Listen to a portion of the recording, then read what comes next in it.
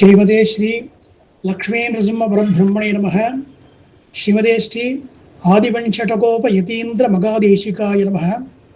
श्रीमते श्रीवंशटकोप श्री रंगनाथ यतीन्द्र मगादेशिकाय नमः। श्रीमन्नागपुरी मध्ये हेमरंग निवासिने श्रीरामाराधिक मकाकारुण्यायास्तु मंगलम।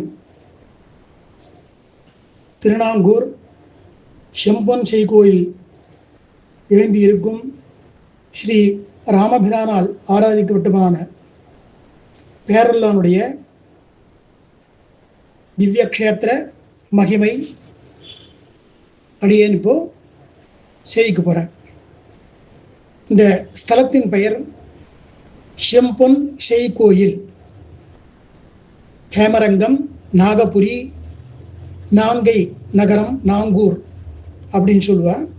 பெருமாளுடைய திருநாமங்கள் ஹேமரங்கர், செம்பொன் அரங்கர், பேரருளாளன், தாமோதரன், வேதனல் விளக்கு, இப்படி பல திருநாமங்கள் பெருமாளுக்கு. பிராட்டியின் திருநாமம் அல்லிமாமலராள். அந்த விமானத்தின் பெயர் கனக விமானம். புஷ்கரணி நித்திய புஷ்கரணி. பெருமாள் கிழக்கு முகமாக நின்ற திருக்கோலத்தில் எழுந்தருளியிருக்கிறார். இந்த திவ்யதேசத்தின் ஒரு பெருமை என்னன்னா, ஸ்ரீ ராமபிரானால் கோபுரம், மண்டபம், படிகள், கருடன் சந்நிதி முதலியவைகளை செம்பொன்னினால் புதிக்கப்பட்ட பெருமை உடையதால் ஆதலால் ஹேமரங்கம், ஹேமம்னா கோல்டு, தங்கம்னு அர்த்தம், என்ற திருநாமம் விஸ்வாமித்திரனின் புத்திரனான திருடநேத்திரர் என்ற மகரிஷிக்கு பிரத்யக்ஷமானவர் இந்த பெருமாள் செம்பொன் அரங்கர். அது தவிர சிவனுக்கு பிரம்மகத்தி தோஷத்திலிருந்து விடுபட 11 ருத்ரர்களாய் நாகபுரிக்கு வந்து முக்தி பெற்ற ஸ்தலம் இது. இதில் பார்த்தீங்கன்னா, அந்த நீலலோகிதன் சங்கரன் அவருடைய திருவடிகளையே சேவித்த மாத்திரத்தில் அவருடைய சங்கரனுடைய பிரம்மகத்தி தோஷம் நிவர்த்தி ஆகிட்டது.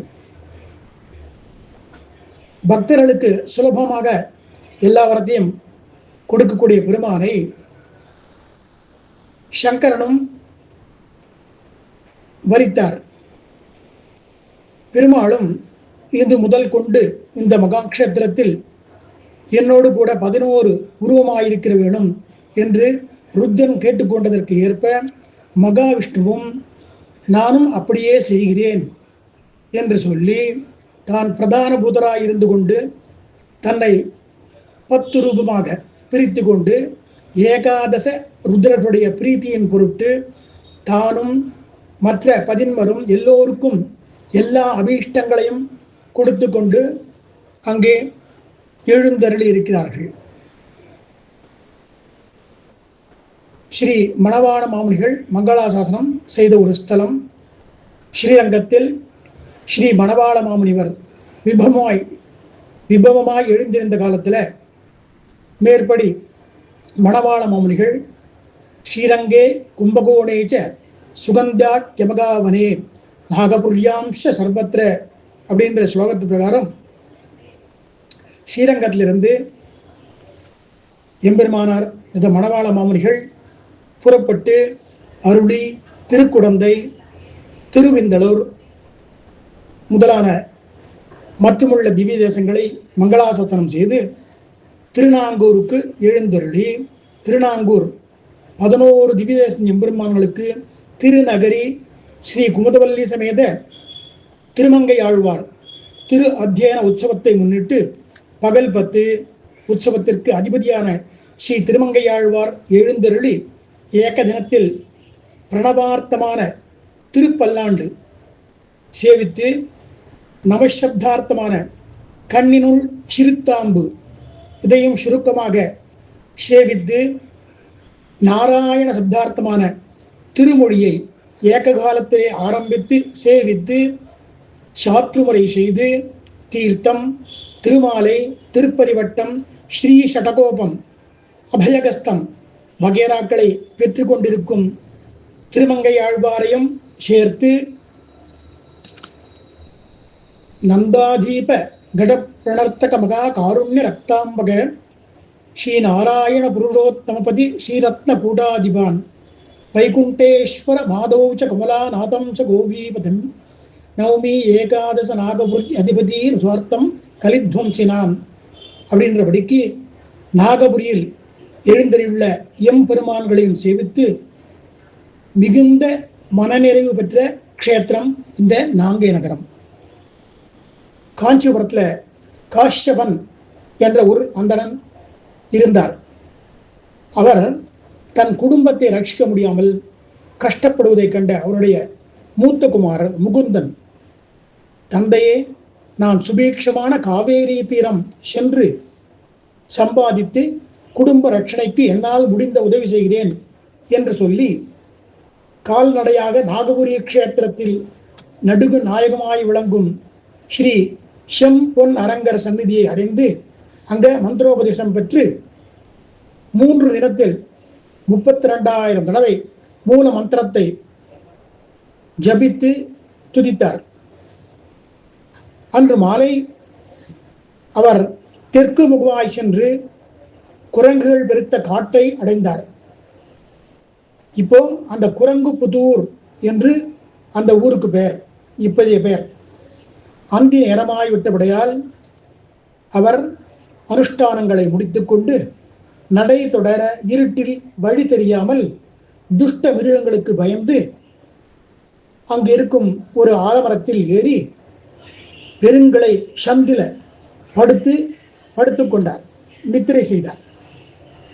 இரவு 3ஆம் ஜாமத்தில் ஆயுத பாணிகளாய் தீவட்டியுடன் திருடர்கள் அவ்வாலத்தின் அடியில், அந்த ஆலமரத்தின் அடியில் வந்து நின்று நாராயண பூதமே விலகி இரு என்று 10 தடவை சொல்ல ஆலமரத்து அடியில் உள்ள பெரிய கல்பாறையானது விலகியது. திருடர்கள் தாங்கள் கொண்டு வந்த ரத்ன ஆபரணங்களை அதன் கீழ் வைத்துவிட்டு வெளியே வந்து நாராயண பூதமே மூடிக்கொள் என்று 10 தடவை சொல்லப்பட மேற்படி பாறை மூடிக்கொண்டது. ஆலமரத்தின் மேல் படுத்திருந்த முகுந்தன் இதை கேட்டு அவர்கள் சென்றபின் கீழே இறங்கி நாராயண பூதமே விலகி இரு என்று 10 தடவை ஜபிக்க மேற்படி கற்பாறை விலகியது. அப்பொழுது அந்த ஸ்தலத்தில் உள்ள எம்பெருமான் ஸ்ரீ செம்பொன் அரங்கர் அசரீரியாக முகுந்தனை நோக்கி, உனக்கு வேண்டிய ரத்ன ஆபரணங்களையும் பட்டு பீதாங்களையும் எடுத்துக்கொள் என்று சொல்ல, அவனும் முகுந்தனும் அவ்விதமே வேண்டியவளை எடுத்துக்கொண்டு நாராயண பூதமே மூடிக்கொள் என்று சொல்லிவிட்டு பொதி மாடுகளின் மீது பொருள்களை ஏற்றிக்கொண்டு தன் நாடு சென்று அநேக தான தர்மங்களை செய்து கொண்டு மாதா பிதாக்களுடன் நீண்ட நாள் வாழ்ந்து வைகுந்தத்தை அடைந்ததாக புராணங்கள் கூறுகிறபள்ளி பெருமை பெற்ற ஒரு திவ்ய தேசம் இந்த ஸ்ரீ ஹேமரங்க ஸ்தலம் ஆகும்.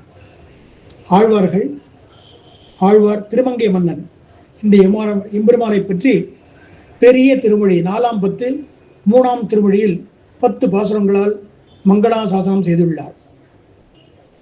இந்த பெருமாள் அவதார தினம் எம்பெருமான் ஐப்பசி மாதம் சுவாதி நட்சத்திரத்தில் அவதாரம்.